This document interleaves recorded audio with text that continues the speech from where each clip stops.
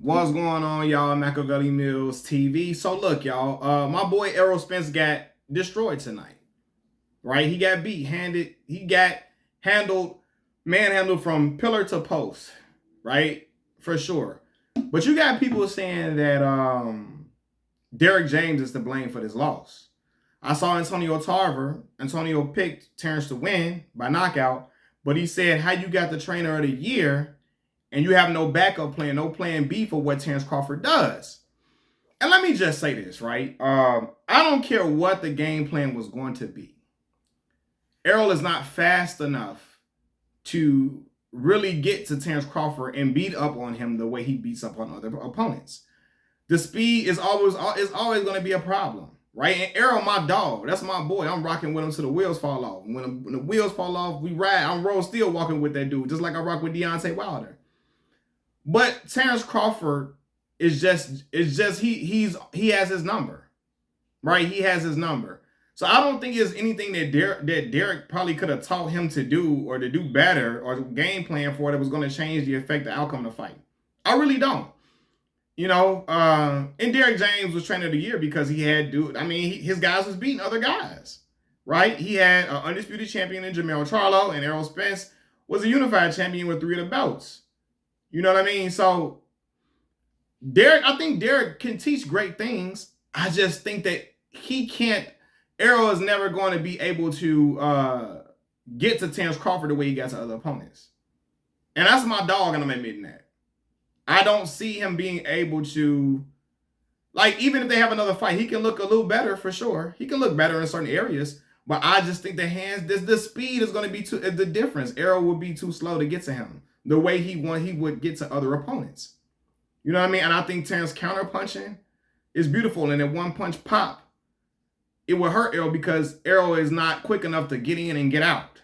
You see what I'm saying? So regardless of what Derrick James would teach, I don't think that would have made a difference in this fight. So, I see a lot of people are quick to trash Derrick James. I don't know. Because you can't teach a fighter what they don't have. Errol Spence does not have the speed to contend with him. He doesn't. And Terrence in-ring IQ is beautiful. So he could teach Errol some things for sure about, how to anticipate certain stuff. But if the guy is so much faster than the other guy, it's going to be a difference. Errol was landing one punch to take 3. He was landing one punch to take 3. That's not on Derrick James to me. It's not. That's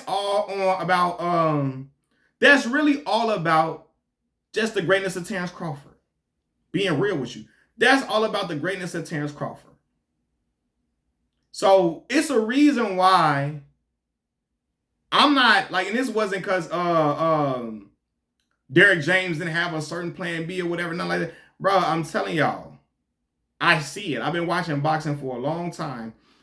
When the two fighters get into the ring, you can see certain things. I see it. It's no way Errol would be able to get off on him and be first all the time. Even if he's first, he's going to get hit with flush shots immediately following that. It's like when Floyd Mayweather fought Diego Corrales. Diego was a great fighter, but he couldn't contend with that speed that Floyd had. It was a different level. And Terrence and I love Errol. That's my dog. I still fuck with him. Terrence is on a different level than Errol. I could see how the way he took away Errol's jab. I saw the way he took away his jab, the way his jab was the most effective one in the fight. That's ring generalship, ring IQ. But again, it's a testament to that brother's speed and his pop. Errol had to respect the power. If he didn't respect it, he would have stayed in the pocket all night long. So when a guy is quicker than you and he's making you respect his power so much, you're going in, you're not staying in there in the pocket like you do when you fight other guys, right? And then Errol realized, shit, even when I'm standing outside, his jab is hitting me. My only chance to win this fight is in the pocket, and in the pocket, he's not quick enough. He's too slow. He'll get clipped. Even when he's landing shit. Even I'm telling y'all, I think Errol landed 96 total shots. That's what CompuBox said. Terrence had 180 shots. What the fuck? You feel what I'm saying? That's double. And Errol had 96, 97 shots. to 180 some shot, 185, 100 something, like 180 something. Yo, it's a clear. That's when you know hand speed is different. Because Errol was trying to be aggressive and get on the inside and just was getting clipped. That's why he kept getting hit with shots that make him fall. He hit a shot, he be open, foul. Terrence hand speed, Errol can't anticipate that. I've seen Errol hold the phone against guys beautifully. He couldn't do that shit quick enough against Bud. You know what I'm saying? And it ain't like you said he don't got no defense. Because I heard Antonio Tarver say Errol he didn't have no defense tonight. Bruh, Errol defense, he parries a lot of shots. He's not a guy he's not Sweet Pea Pernell Whitaker. He's not Floyd Mayweather. Well, Sweet Pea was the one that really evaded shots. Floyd would roll with that shit, make it roll off his shoulder, counter, he would block shots, counter shots. He would use the shoulder roll as a way to take the pop off of punches and make guys miss too. He can make guys miss for sure, but Sweet Pea was the one they would evade. Errol does not fight like that. He's never been a guy who was elusive defensively. His shit was parrying, blocking, right? He was too slow to block them short shots.